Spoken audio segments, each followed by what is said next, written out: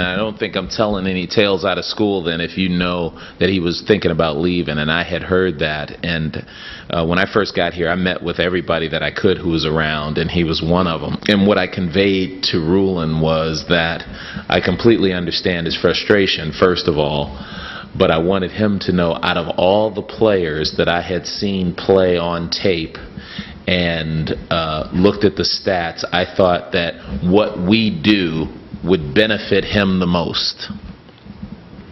And that's hard for a kid to digest, especially when you had this the career that he had here, where he really didn't feel like he was being utilized to his full potential. We just talked about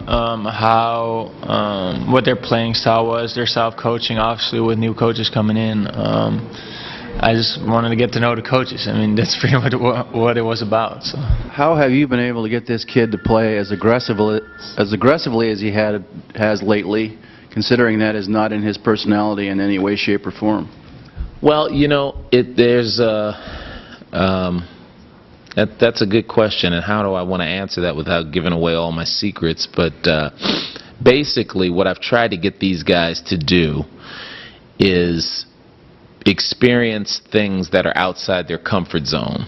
And for some guys, being overly aggressive is outside of their comfort zone, and that's what we've tried to do. We've tried to get him to live outside of the experiences he's had before.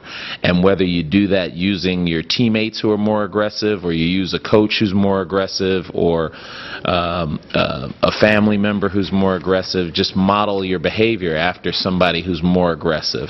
And you know, ROELAND is as nice and as unaggressive a kid as you'll ever meet, and that's what makes this so satisfying, because it's like getting someone to try a different food, and then they end up loving it. And that's what's happening here. He's enjoying being an integral piece to this team. They're just trying to tell me to be aggressive, look to score, look to rebound, look to do things that will help my team. So they just look for me to be active. That's pretty much it.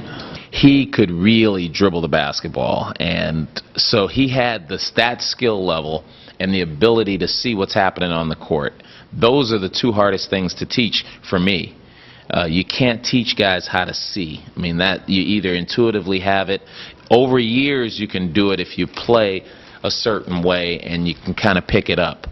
So I saw that, and then I saw his comfort at playing outside, and that's big for us. I mean, you know, some people have taken to calling him the tallest point guard in the Pac-10. That's exactly what I want. I would love, I mean, if you got a 6'11" guy who can do that, then you can have that 6'11" guy, and you can have another 6'11" guy you can put in the post. Be kind of hard to guard. Anything else? All right. That it? Coach. Okay.